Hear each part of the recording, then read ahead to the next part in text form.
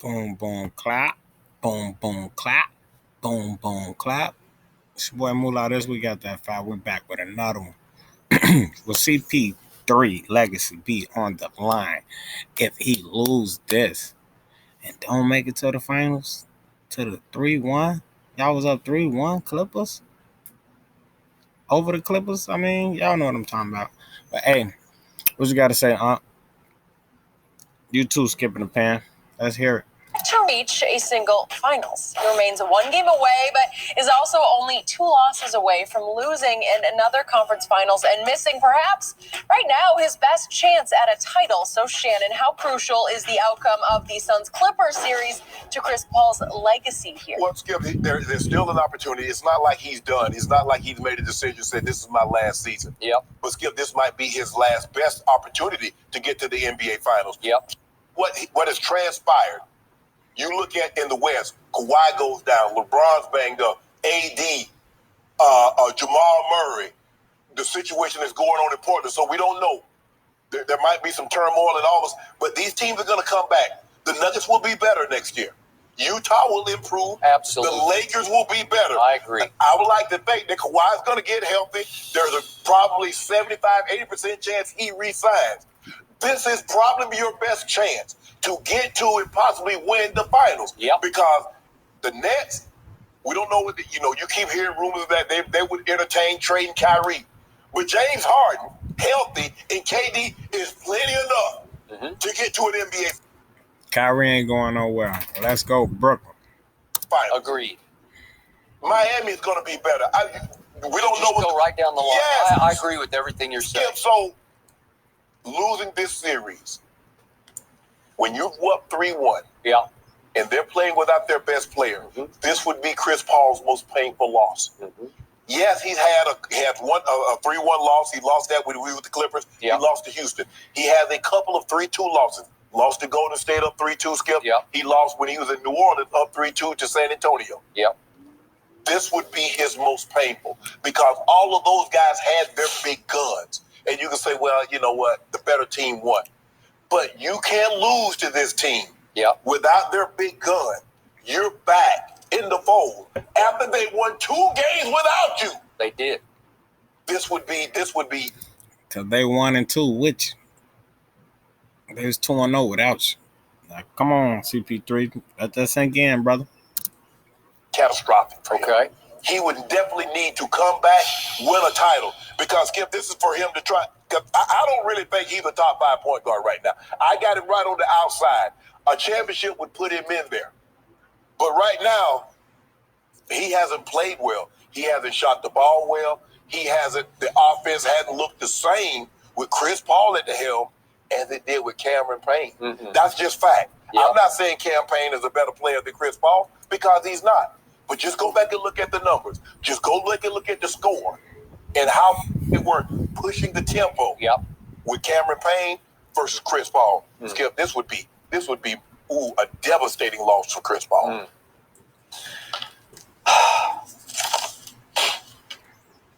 I have said, I told you 2 weeks ago. Come on, Skip. What you gonna say? He in the top 5 already? What you gonna say? I know it got to be something crazy off the wall. Come on, Skip in the pan. I don't yet have Chris Paul in my top 15 all-time point guards because he I knew it. You couldn't even get 5 seconds past Skip in the pan. Go ahead, bro. hasn't closed a deal. I've jokingly called him over the years CP0 because he has 0 rings. Well, he obviously has enough regular season achievements, accolades, to be a top 5 all-time point guard, but he doesn't have it in the postseason. Right. Because I'm talking about an 11-time All-Star, 4-time assist champ, 6-time steals champ, 9 times All-Defense. These are obvious, shoe-in first ballot Hall of Fame numbers. He was the All-Star MVP in 2013. He was obviously going back to his rookie year. He's the Rookie of the Year, and he's been nicknamed the Point God. Yes. Okay, so I get all that, Right. and I honor and respect all of the above. Yes. But I still say, in the biggest picture, he's a little more famous for the State Farm commercials than he is for his playoff legacy. Wow, Skip, you just gonna stab him with a fork in the back, huh, Skip? Go ahead. Continue on. Because the State Farm commercials are all-time great. And God bless him, I think he's made a whole lot of money, so is Aaron Rodgers off his, but Chris's are better. And it's because he can also play his alter ego brother, Cliff Ball. Right. Well, too often we've seen some of Cliff Ball in some of these playoff blunder losses, these disasters, because I'm going to remind everybody what happened in 2015 with these same Clip when he was the point god of the Clippers. Right. It was he and Blake and DeAndre and Doc, right? Mm-hmm. And young Doc's son at that point. And what happened? Remember, Chris Paul hit a great shot to beat my Spurs in a Game 7 at Staples, but he pulled his hamstring, and he came back in with the bad hamstring to hit the shot, and then he missed first couple of games of the next round against Houston. Mm-hmm. And then he came back for Game 3 and Game 4, and they won them, and then it started. And here they go. They're up 3-1. Right. And they lost Game 5 by 21 and Game 6 by 12, and at Houston, Game 7, they lost by 13. Well, that's an average margin of losing those games by 15 points. But when that Game 6 game, they was up like 19. They were. And then They just fell completely all apart. Chris's numbers were good in all 3 games. If you just take 3 games, he hit his usual average. He had 26, 5, and 10 assists. Okay. You can live Beautiful. with that. Yeah. Yes.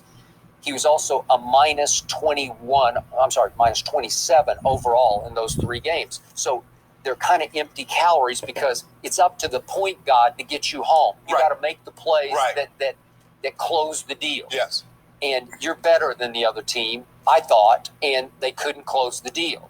And he's had a long history of these going back to, I don't know if you remember, this is way back in 2008 when he was a Pelican in New Orleans.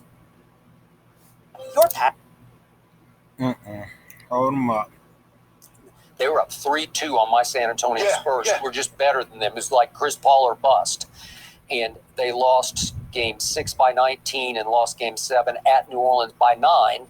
And he was a minus 25 in those games. Right. So he just didn't, he couldn't pull it off when you had to pull it I off. would concede that because if he had lost those final 2 games and they didn't have Duncan, he'd have lost them. I concede Golden State. Okay. If you win though, if you lose though, they don't have KD and Steph. Yeah. But Skip, they're playing without Kawhi. Okay, I got it. So let's quickly go back to 2013 again with the Clippers. They go up 2-0 on Memphis, a very good Memphis team, but they proceed to lose 4 straight games to Memphis when I thought they were in control of that series. Right. They lost by 12, 21, 10, and 13. Well, those are all double-digit losses. That's no good. Right. And over those games, the 4, Chris was a minus 56. Again, the numbers look good, except his three-point shooting, as usual, tailed off. And by the way, he's 0 for 9 in his last 2 games in this series against the Clippers. Okay. And then got one more for you, 2016. They jump up 2-0 on Portland. And I think, okay, here you go. And they proceed to lose 4 straight games by 8, 14, 10. And then the last one was Game 7 by 3. But he was a minus 7 over those games and shot 2 of 9 from 3 in those 4. He wasn't shooting threes very much, but he's shooting more threes and making fewer threes now. So he has a long history of just falling apart. And this is a huge opportunity. Tonight especially is a huge opportunity for him just to go into Staples. It's kind of his home away from home. It was his home arena for years, right? And he has a home in the San Fernando Valley near here in L.A., right? Yeah. In the 3 games, he's 19 of 60. Yep. But here's what's amazing. Think about this. He only By the way, that's 32%. Skip, he only has 2 shots of 60 he's taken in the restricted area. Yeah. So now, Skip, he can't get to the rim. Chris Paul normally was able to get to the rim. Yep. He's not getting to the rim. His 3 balls not falling. He's 2 of 16 over the 3 games he's played from 3. That won't cut it. So that puts an awful lot of stress on Book. I agree. This on you. Hey, everybody, if I had a chance to revote, I hear everybody talk about, man, if I had a chance to revote, Chris Paul should have been the MVP. He should have been the MVP. No, he shouldn't. Chris Paul had a great season, but he didn't have a great season. He didn't have a better season than Joe. No. So if Chris Paul would have got them to the 2nd spot without Booker, you got it. But considering Yo kept the 3rd spot, and even increased it without Murray and his numbers? No. Okay, Chris, I need you to show me now why they say you should have been the MVP. Is he trying to gas him up to win? That's what it sounds like. It ain't gonna work. Sorry, CP3, you cool. You had a 3-1 lead. This is your opportunity to show. Now, either you're going to show people, well, I see why he didn't win the MVP, or he should have won the MVP. This on you, bro. You're the elder statesman. Everybody been talking about he's been so good for Devin Booker. And DeAndre ain't. DeAndre gonna get that bag. Well, you better go bag this win. You better go bag the Clippers tonight. That's true. That's harsh truth. Everybody loves Chris. I like Chris. He's been the head of the Players Union for years, and he's done nothing but great work for the league in general. I love what he's done social, what he's done for historical black colleges. And don't think that goes unnoticed. But right now, none of that other stuff matters. None of it matters. You should be winning these games. You came in as a pretty heavy favorite because there was no Kawhi. If they were up 2-0 without you, everybody's like, oh man, just think they won the first 2 games. I was one of the ones. Yeah. If we won the first 2 games without CP3, imagine what's going to happen when we get it. We might sweep y'all.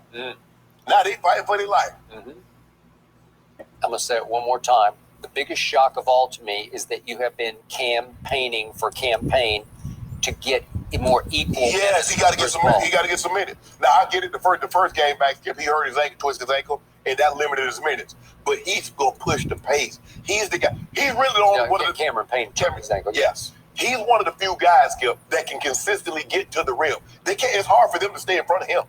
Paul George couldn't. No. And so you don't want to put Reggie Jackson. I mean, not Reggie Jackson. You don't want to put Pat Bev on him and then slide somebody else over the book. So Patrick Beverly's occupied with Booker. I'd rather keep him under control. Let Cameron Payne. We don't believe Cameron Payne, but Cameron Payne needs more run because he's the guy that's going to get the ball and push the pace. Well, there you have it, guys. It's your boy, Mullah. But I got Clippers all the way, man. Not all the way, but to the finals. I'm talking about out of this series into the finals. Even though we need 2 more games. Taking 1 game at a time. So we're just going to focus on game 6. Playoff P got us, you know what I'm saying? Boogie going to come in with his gangster mode. Boom, boom, boom, boom, boom. You know, doing what he do. Don't get no text, Boogie. But yeah, this week got that 5. We'll be back with another one. And I'm out of here. Wow.